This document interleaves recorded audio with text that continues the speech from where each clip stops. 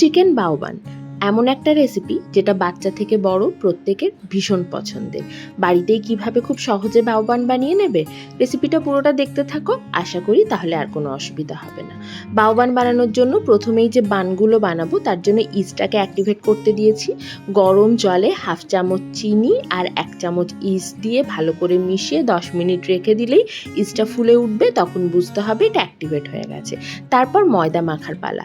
ময়দা মাখার জন্য ময়দাতে স্বাদ মতো নুন দিয়ে যে ইস্টটা অ্যাক্টিভেট করে রেখেছিলাম সেটা দিয়ে ভালো করে মিশিয়ে একটা ডো তৈরি করে নিতে হবে। খুব নরমও না, খুব শক্তও না।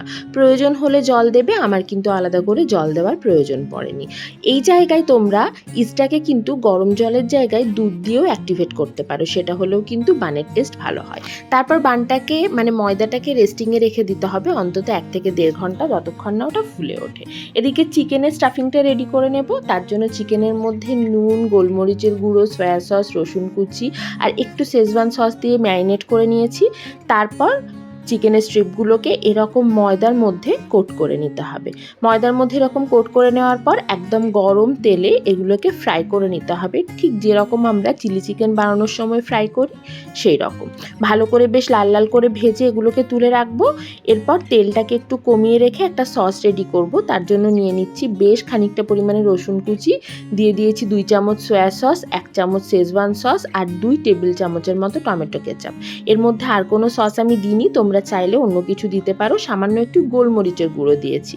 ভালো করে নাড়াচাড়া করে নিয়ে ভেজে রাখা চিকেনগুলো দিয়ে খুব ভালো করে সসটার সাথে মিশিয়ে নিলেই আমাদের চিকেনের স্টাফিংটা মোটামুটি রেডি, হাফ ডান, একটু কাজ বাকি আছে। এদিকে দেখো ময়দাটাও ভালোভাবে ফুলে উঠেছে। এখন এই ময়দাটা থেকে গোল গোল করে লেচি কেটে নেব, লুচির থেকে একটু বড় সাইজের লেচি। তারপর এই লেচিগুলো দিয়ে ছোট্ট ছোট্ট লুচি তৈরি করব, তবে একদম পাতলা না, একটু মোটা। তারপর ভালো করে লুচিটার উপর এরকমভাবে তেল ব্রাশ করে এটাকে হাফ করে যে পাত্রে স্টিম করা হবে সেই পাত্রেই রেখে দেব। 10 মিনিটের জন্য এটাকে প্রুফিংয়ে রাখতে হবে, রেস্টে রাখতে হবে। তারপর স্টিম করতে হবে 15 মিনিট। 15 মিনিটেই বানগুলো আমাদের রেডি হয়ে যাবে। বানগুলো নামিয়ে রেখে এবার চিকেনের স্টাফিংটাকে একটু মেয়োনিজ দিয়ে কোট করে নেব। আমার কাছে তন্দুরি মেয়োনিজ ছিল, আমি সেটা দিয়ে কোট করে নিয়েছি। তারপর বানগুলোকে নিয়ে দেখো বানগুলো ঠিক এভাবে খুলে মাঝখানে চিকেনের স্টাফিংটা দিয়ে ভালো করে ভর্তি করে দিতে হবে, যাতে পর্যাপ্ত পরিমাণে চিকেন এক একটা বানে থাকে।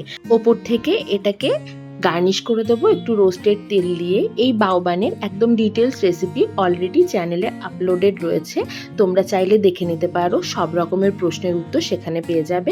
চলো আজ এটুকুই, ফিরে আসবো অন্য কোনো রেসিপি নিয়ে। টাটা।